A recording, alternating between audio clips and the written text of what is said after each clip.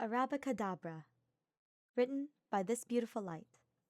Read by Arashi.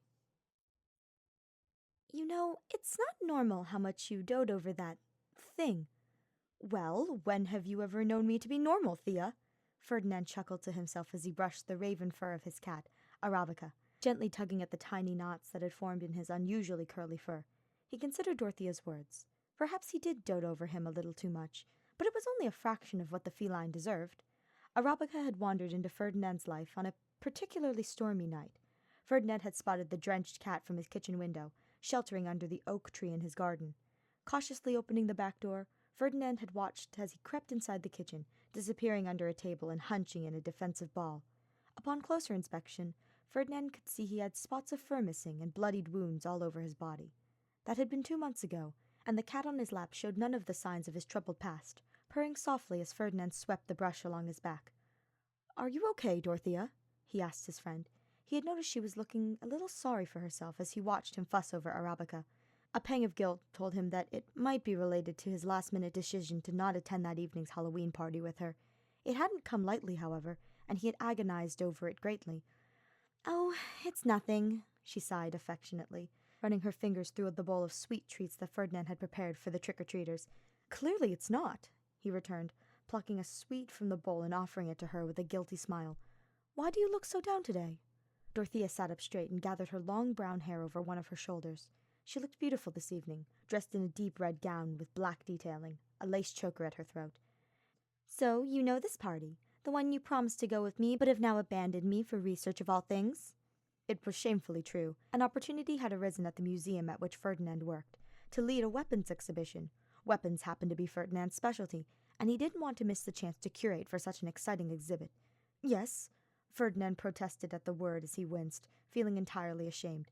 "Well, that woman is going," she beamed, startling Ferdinand a little as she clenched at his hand.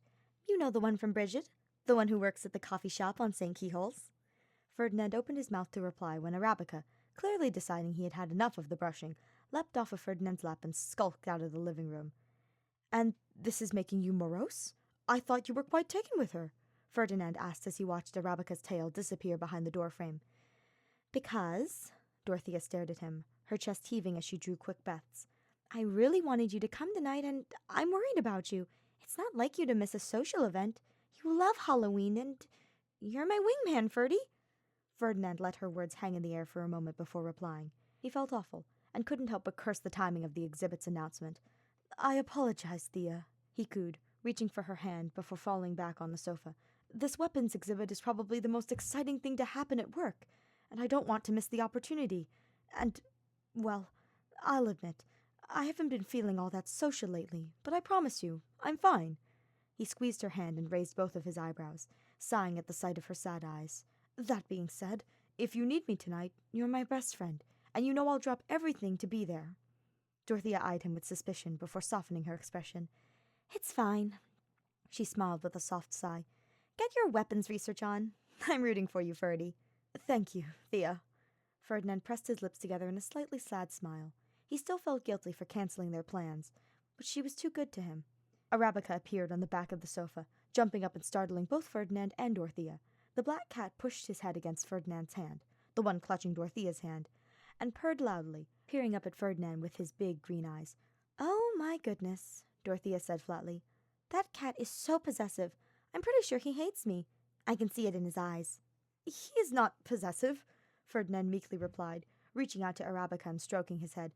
"I think he has suffered quite the ordeal before finding his way to me, and I got the feeling he is just very grateful to be here. And he doesn't hate you. He just gets skittish around strangers. He really is the loveliest, most affectionate little man you could ever meet once you get to know him." "I'll take your word for it," Dorothea replied skeptically. "And don't worry about tonight. Do your 18th century dagger research, or whatever it is that you're currently obsessing over." She leaned close to Arabica and pointed her index finger at his haughty face. "And as for you," she began, "I've known Ferdy since we were teenagers, mister. The audacity of you getting possessive over my sunshine? I will take you on if I have to." Hours later, Ferdinand was hunched over a vast array of textbooks on his living room floor when he felt a paw at his shoulder. He turned to find Arabica peering at him from the sofa, his large citrine eyes glowing in the dim light of the rapidly darkening room. Sorry, Arabica, he cooed at him. Is it dinner time? I lost track of time again, didn't I? Arabica did another paw to his shoulder and pressed his head to Ferdinand's temple. Then, much to Ferdinand's surprise and delight, he began to lick at Ferdinand's cheek. Chuckling at the sensation, Ferdinand reached up to stroke Arabica, running his long fingers down his back. Thank you, he laughed. But you will have to get used to me having some company. Arabica resumed his fairly aggressive assault of headbutts, rubbing his face against Ferdinand's and purring loudly into Ferdinand's ear. Who could have known when you appeared in the garden looking so bedraggled and malnourished that within 2 months we would become best friends?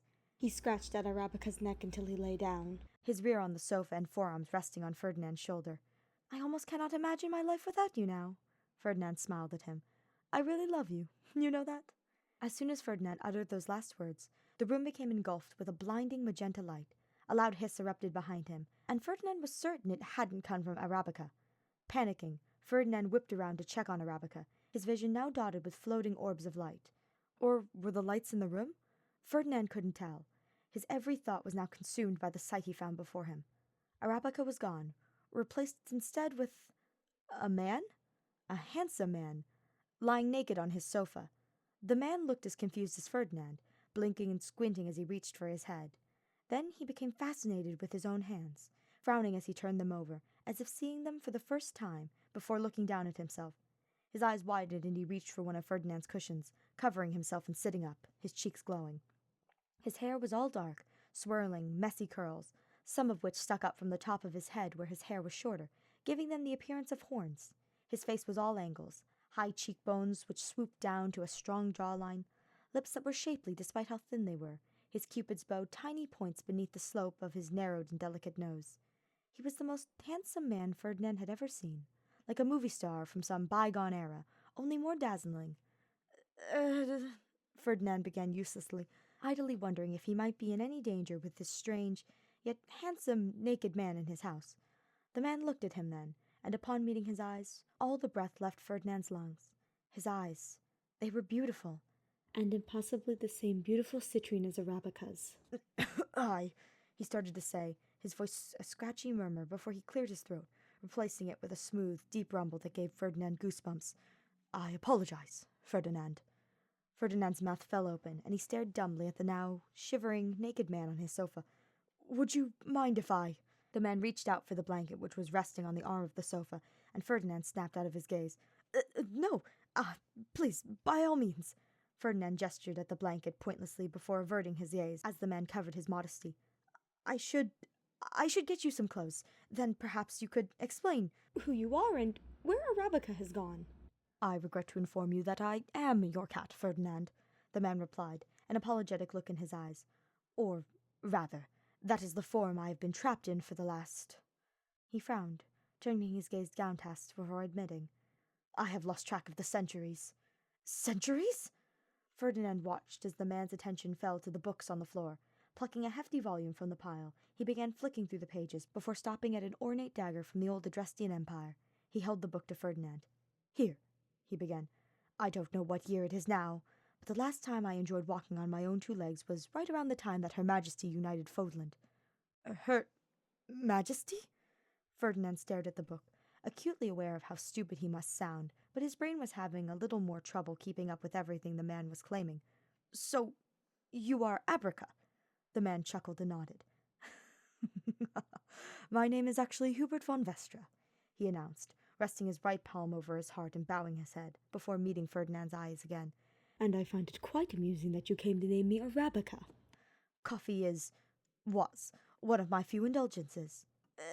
It is a pleasure, Mr. von Vestra, Ferdinand floundered, mimicking the man's gesture before wincing at his own ridiculousness. My name is, well, I suppose you already know. Please, call me Hubert. The man, Hubert, smiled, and charming crinkles appeared at the corners of his eyes, making Ferdinand's knees go weak. And yes, I remember almost everything from my days as a feline. Ferdinand was sure his face was on fire. Why was it so hot here? How was the man shivering when his house had inexplicably turned into a furnace? He remembered everything? Everything? Ferdinand recounted, with mounting horror, the immeasurable times Arabica, no, Hubert, had followed him into the bathroom, entirely at his own insistence, the many nights they had shared a bed, The utter inane nonsense that Ferdinand routinely subjected him to, in the absence of someone to converse with when he returned home from work each night. "So, you were aware of what you were doing, I mean?" Ferdinand asked him, desperately trying to hold his gaze like a normal person, in spite of an urge to run away and hide. "No," Hubert clarified, pinching the bridge of his nose between his thumb and index finger. Part of the curse inflicted upon me was to reduce me to the indignity of being a wild beast, with all of the behaviors and instincts that came with it. But I remember it all, and feel rather like I've woken from a very vivid nightmare." Hubert smiled, meeting Ferdinand's eyes. "That is to say, before you very kindly welcomed me into your home." Hubert's subtle upturned lips and shining eyes gazing at him were enough to break Ferdinand's resolve. "I should get you those clothes," he exclaimed, turning on his heel and rushing out of the room. "This is, without a doubt, the best cup of coffee I have ever tasted." Ferdinand smiled as Hubert held his cup out before him, with all the reverence of an actor clutching an award. They were sitting in the kitchen now, under the harsh glow of the buzzing tube light, seated around Ferdinand's modest kitchen table. "I am certain that cannot be true," Ferdinand laughed, tearing his eyes away from the captivating man sitting opposite him, and instead studying the rapidly darkening water in his own cup. "Those beans must be so far past their use-by date, and I have been reliably informed that the French Paris is so passé."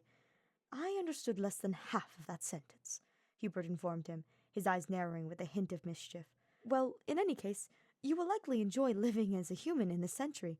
The whole of Fodland has gone gaga for coffee." "You sound bitter about that fact. No pun intended." Ferdinand let out a laugh. "I prefer tea." He smiled, holding Hubert's gaze for perhaps a beat longer. Was Ferdinand flirting? He wasn't entirely sure himself. If he was, it was truly a pitiful attempt. Of course he would find himself dusting off his skills for his own cat. Only such a thing would happen to him. But in his defense, the man was charming, dashing, and looked ridiculously good in his sweats and cable knitwear. Besides, it was all too easy. There was a familiarity between them, the comfortable trust of a bond formed between a man and his pet. Only his pet now happened to look like a love interest from one of his Gothic novels. "How did you come to be cursed?" Ferdinand asked him, "if that is not too rude a question." "I don't think there is an etiquette for a situation like this one," Hubert chuckled darkly. "You can ask me anything, Ferdinand." The heat was back in his face again, and this time it had crept down his neck and taken residence inside his chest. "It was after the war," Hubert continued, either mercifully not noticing Ferdinand's blush or choosing to ignore it. "Her Majesty, Emperor Edelgard von Hresfelg, had one final enemy to crush, a band of mages with access to the darkest and most ancient powers of sorcery and engineering. They were a formidable foe, and it was my role as her vassal to wipe them out, once and for all. I had all but completed the task when a foul sorcerer decided to take her revenge in her dying moments. She worked for the former Prime Minister, who had a special distaste for me following his arrest. She cursed me, reducing me to the pitiful creature that you have been kindly taking care of." "What have you been doing all these years?" Ferdinand asked as he rested his chin on his hands, entirely enraptured. "Living as a stray, chasing mice, being chased out of kitchens, taking advantage of any rare moments of human kindness." "Rare? Not everyone is like you, Ferdinand." Hubert smiled, a look of fondness in his eyes that caused Ferdinand's elbows to slip off the table in his flustered state. "I was a cold and calculating man, with little time for such frivolities as companionship, and as such, the feline version of myself was less than responsive to any offers of affection. Believe it or not, the years had softened me, but by the time I was ready and willing to be a lap cat, curled up in front of a fire, black cats had become somewhat undesirable. Who would wish to adopt an untidy and entirely dull-looking black cat when they could have the majesty of a Mancoon or the soft beauty of a pointed rag doll?" "That's awful," Ferdinand sighed, returning his elbows to the table with a shake of his head. "I have heard stories, though, about shelters overflowing with unwanted black cats. How sad it is that we live in a world so cold and uncaring. Perhaps it is just the sort of punishment the mage thought I deserved." "I find it hard to believe that you were like that, I mean." To Ferdinand's surprise, Hubert averted his gaze. A rose-hued blush blossomed across both of his pale cheeks. He took another sip of coffee, quite obviously trying to hide his face behind his cup. Not wishing to pursue the matter and embarrass him further, Ferdinand cleared his throat and stood up. "I should leave you in peace," he offered, wondering what a person was supposed to do in a situation like this. "I have a lot of research to get through, and the last thing you need, after everything you've been through, is the Saros Inquisition. You are welcome to use my bathroom, Help yourself to my books, anything really. Just let me know what you need. Let me help you, Hubert replied, meeting Ferdinand's eyes with a defiant look. I know that you curate weapons for a museum, and I happen to be a bit of an expert myself. Though my knowledge may be somewhat limited to a particular era, it is the least I can do, and I want to see you succeed in your goal, attaining the next project. Ferdinand stared at him. He wasn't sure if he was ever going to get used to this impossibly handsome stranger being kind to him and knowing everything about him. I thank you, Hubert, Ferdinand conceded. Though I hope you know that you do not owe me a thing. No, Ferdinand. The detailing on this hilt is clearly Almiran. These little teardrop shapes here, a telltale sign of the Almiran blacksmith. And no ordinary one at that. The metal appears to be... But look, they could also be 10th century motifs, widely thought to have inspired those Almiran designs, which is why they are so difficult to distinguish. Hubert stared at the picture Ferdinand was pointing at, before bringing his thumb and index finger up to the bridge of his nose. You are forgetting what I told you, Ferdinand, about the shortages in silver. Yes, but I am telling you, this sword is Almiran. I was schooled with a man who likely could have named the sword maker that crafted it. Ferdinand dropped the book to his lap and turned to smirk on Hubert. Do you intend on winning every argument in this matter? You are like a theatre lovey, name-dropping every actor you've had the pleasure of working with. Hubert narrowed his eyes. I am not certain I understand, but I catch your meaning enough to resent it. Ferdinand's smirk widened, and he found his gaze drifting across Hubert's face, admiring the smooth porcelain of his skin. Are you hungry? For a flash, Hubert looked caught out somehow, before leaning away from Ferdinand with a cough. A little, I suppose, though if you were offering me Champion's Feast brand cat food, I should decline. A laugh burst out of Ferdinand, and he coiled forward, his left knee bowling outwards and knocking into Hubert's. Clearing his throat and composing himself, he sat up a little straighter, stretching his legs out under the coffee table and reaching into his jeans pocket for his phone. As he opened his preferred food delivery app, he glanced back at Hubert. I keep expecting you to be shocked at the sight of technology, he chuckled, darting his eyes back to his screen. But I suppose you have seen it all over the years. You are nothing like the sci-fi movies about people from the past, finding themselves in the future, frightened and screaming at the approach of a Ford Fiesta. Hubert chuckled. The sound made Ferdinand's heart stutter. Yes, I suppose I could blend in quite well, Hubert mused aloud. Perhaps with the exception of my now likely unshakable fear of vacuum cleaners.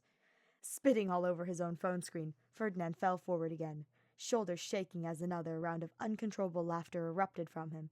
He was just beginning to compose himself when he felt a tug at the back of his shirt, and he looked up to find Hubert turned towards him with a smile, his right arm draped across the sofa behind Ferdinand. Your tag, he said, by means of an explanation, pointing at the back of Ferdinand's neck with his left hand. Thank you, Ferdinand offered weakly in response. Hubert's arm was still behind him, and he knew it would be a small declaration to sit back, but he did it anyways, focusing on his phone again to hide his blushing cheeks. Do you like spicy food? Ferdinand inquired, not daring to look at Hubert, who he could still see looking at him in his peripheral vision. I do, as a matter of fact, Hubert rumbled in Ferdinand's ear, closer than he had thought. So people like to watch people? Hubert asked scathingly, taking a sip of his wine. He was slouched on the sofa in a manner that appeared to be unnatural for him. In the dim light of the TV, his skin looked almost blue. His eyes were luminous. He had an ethereal quality to him. Or perhaps it was just an effect of the wine. Yes, but only if they are humiliating themselves or the producers of such shows are doing it for them, Ferdinand explained. I am often ridiculed for my distaste for such programming, but since you've never watched a TV show before in your life, by default we are kindred spirits. I am quite sure I would agree with you anyway, Hubert smiled, glancing up to look at Ferdinand before breaking into a small laugh. Sitting up on the sofa, he reached for a napkin and raised his hand to Ferdinand's face. May I? What, do I have food on my face? Ferdinand huffed. Of course he did. Just a smidge. Hubert shrugged, a devilish look on his face as he leaned in close to wipe Ferdinand's cheek. His heart racing, Ferdinand's eyes remained fixed on Hubert as he had an internal debate about whether or not to kiss him. Should he kiss the man he had known for less than 24 hours, and before that, cleaned his litter tray for several months? Before he could ruminate further, Hubert pulled away, turning his attention back to the TV. Hubert? Ferdinand began, uncertain of what was about to fall out of his mouth. Can you truly do magic? Hubert turned to look at Ferdinand, a thoughtful expression on his face. Before I was cursed, yes. But your Arabica thought the red dot of a laser pen was magic, and I haven't tried to use reason since I returned to my human form. I've been uncharacteristically distracted. Ferdinand smirked into his wine as he took another sip. Would you like me to show you? Hubert asked then, sitting up and setting his glass down on the coffee table. He held his hand out to Ferdinand. Ferdinand blinked in surprise before placing his wine on the side table and sitting up. Cautiously, he put his hand in Hubert's. He was warm, his hands slightly rough and calloused, in spite of how smooth they appeared. It was only then that Ferdinand observed that they were darkened slightly, as though his skin had been scorched. Hubert stood, pulling Ferdinand with him. This may feel a bit strange and disorienting, but I can assure you it's perfectly safe. Ferdinand nodded apprehensively, vacantly wondering if he was being reckless for going along with whatever Hubert was about to do, and with no idea what to expect. Hubert closed the gap between them, and Ferdinand held his breath as he was warped in an embrace. There was a blinding flash of green light, a sickening lurch that shot straight to his stomach, and then Ferdinand found that he was no longer in his living room, but a darkened office.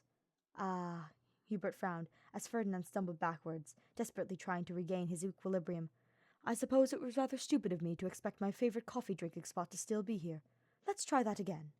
Ferdinand was about to request he wait, but Hubert was already pulling him close again. Another flash and a lurch that almost certainly would have sent him falling had Hubert not been holding him steady. He closed his eyes and sagged against Hubert, breathing deeply through the waves of nausea that washed over him. Are you all right, Ferdinand? Hubert asked him, his voice smooth and soft. He began lightly rubbing Ferdinand's back in a soothing manner, and Ferdinand felt himself melt in his arms. I apologize. It has been long since I warped with someone for the first time. It seems I failed to account for the sickness it can cause. Ferdinand eased himself away, slowly opening his eyes to look at Hubert. That was something, he chuckled nervously, in a feeble attempt to downplay the situation. Then his eyes were caught by the twinkling lights to his left, and he gasped. Spread out below them were the city lights of Enbar, a pattern of dots and lines that stretched as far as the eye could see. Beautiful, isn't it? Even more so since the advent of electricity. Truly, Ferdinand agreed. I have never seen it from such a high vantage point. Where are we? Upon turning around, Ferdinand realized with horror that Hubert had warped them to the extremely protected and highly secure historical site of the former imperial palace. Hubert, we cannot stay here, he frantically whispered, ducking behind some carefully managed hedgerows and tugging at Hubert's arm to follow him. But to his surprise, Hubert refused to budge, chuckling heartily instead. No one will hear us, Ferdinand, he smiled, gently pulling on Ferdinand's elbow until he stood again. I have seen to it that we can stay here as long as you wish. I have cast a spell of silence around us. And so they stayed there, watching as the lights blinked on and off, the city sparkling in the autumn mist. Neither of them spoke, falling into a comfortable silence, and Ferdinand began to get lost in his thoughts. He felt at peace standing beside Hubert, as though he were exactly where he should be, and had this strange notion that he had stood in this exact spot before. Not in this lifetime, perhaps, but another. He began to see another Enbar before him, not the Enbar with high-rises and apartment complexes, but sandstone columns and arches, flagstones and torches. When Hubert began to shiver, Ferdinand was shaken from his reverie and turned to Hubert, drawing closer and linking arms with him. Hubert said nothing, even when Ferdinand dropped his chin to Hubert's shoulder. I feel as though I have known you for a lifetime, Hubert. Maybe more. Ferdinand stared ahead, not daring a glance at Hubert. Do you think me strange for saying so? Hubert turned, his piercing eyes scanning Ferdinand's face intently. No, he finally answered. I feel as you do. It is... Ferdinand waited for him to continue, but he was met with silence. It is... What, Hubert? Ferdinand pressed him, looking up at him now. When their eyes met, Ferdinand saw apprehension. Have you not wondered how this curse came to be lifted, Ferdinand? How stupid of him. He was usually much more inquisitive than this. Sharper, too. Something about this man had dulled his mind and left him a starry-eyed fool with food on his face. Oh, well, somehow it did not occur to me, Ferdinand admitted. I suppose I thought that perhaps you didn't know. Hubert let out a nervous laugh with a shake of his head. Are you going to tell me? Ferdinand urged him. A few moments of silence passed between them, with nothing but the sound of crickets in the grass. You will spend the eternity as this wretched creature. This curse can only be lifted when you love, and can be loved in return, which we both know is beyond you. Hubert stared intensely at his wine-glass. She was right, of course. For centuries. Until today. Ferdinand gazed into his eyes as he absorbed the meaning of Hubert's words. Worry not, Ferdinand, Hubert rumbled, breaking the silence between them and reaching out to sweep hair out of Ferdinand's eyes. I do not expect anything from you. I may have developed feelings for you during the months that I have lived with you, but I realized that your affections for me were very much limited to the love an owner has for one's pet. But Ferdinand leaned away slightly, turning his face to Hubert and reaching for his hands. Hubert, I don't know how to explain it, but there is something special about you. It is as though my heart is telling me that we're meant to be, Hubert authored with no small measure of hesitance. Ferdinand looked into his eyes, his heart beating so fast now he was sure Hubert could hear it from where he was standing. Yes, he admitted, unable to see anything but Hubert's lips. They drifted closer to one another, and when their lips touched, it was like electricity. Every cell in Ferdinand's body felt alive, and a desire surged through him, the likes of which he had never experienced before. And yet, kissing Hubert felt like the most natural thing in the world, like he had always done it, like he knew exactly what would draw a soft sigh from him, as though he could predict the precise moment that he would tilt his head in the opposite direction, wrapping his arms around Ferdinand and drawing him closer. They were two charged particles, colliding, spinning in perfect harmony, the balance of complementary forces, better together than apart, shining stars on a hillside in Enbar on All Hallows Eve. Ferdinand had never spent the night with anyone. He had been embarrassed to admit this fact to Hubert, that he was a 23-year-old virgin who had squandered his youth with his nose in books, but he had been surprised and comforted to learn that Hubert was very much the same, because of course he was. They truly were kindred spirits, after all. He had always assumed he would be nervous, that he would say or do something to embarrass himself or ruin the mood, but with Hubert, it had simply happened, and it was one of the most beautiful and significant things he had experienced. Under Hubert's gaze and in his arms, Ferdinand felt seen. If it were anyone else, he might have found it intimidating, but everything about the man set him at ease, grounded him in a way that he became aware of himself, truly himself, stripped of every barrier he had built around himself, every nagging insecurity, the voices that whispered that he wasn't good enough, silenced in Hubert's presence. As the night matured into the early hours of November, they remained in Ferdinand's bed, drifting from physical intimacies to emotional ones, getting to know more about one another as they talked about the lives they had led before a black cat wandered into a redhead's garden. Ferdinand was just about to rush out for work when Dorothea appeared at his door. Despite the fact that he had warned her he was late and couldn't talk, she began to regale him with stories from the previous evening's party, as Ferdinand made every effort to prevent her from entering his house. He hadn't considered how he was going to explain Hubert to her, and he really did need to avoid being late for work, or the exhibition project would be stolen out from under his nose. He was just inching her backwards with the promise of buying her dinner and hearing all about her darling Petra, when her face lit up with surprise. "Oh, and you are?" she asked, her gaze fixed on a point beyond Ferdinand's shoulder. Ferdinand closed his eyes and took a deep breath. Hubert von Vestra. Hubert! They spoke at the same time, and Dorothea's eyes snapped to Ferdinand. "Thank you, Ferdy," she purred out a little threateningly as she folded her arms across her chest. "And how did you meet Mr. Van Helsing?" Vestra, Hubert interjected, before Ferdinand could speak. "I was his cat. I had been cursed, trapped inside that woeful feline for centuries, until Ferdinand took me in, gave me a home, and invited me into his big, beautiful heart. The curse was lifted, and I can now resume my life again, and I dearly hope to be honored enough to spend as much time of it as possible at the side of your dear friend. I have heard much about you, Dorothea, and I can tell Ferdinand is very precious to you. I can only wish you do not find me wanting, and offer us your blessing as we embark on this new chapter of our lives together." Ferdinand pressed his lips together and knitted his brow, watching Dorothea's mouth slowly fall open. She stared at Hubert, a journey of emotions taking place on her face. Then her eyes darted back to Ferdinand, then back to Hubert, then back to Ferdinand again. What the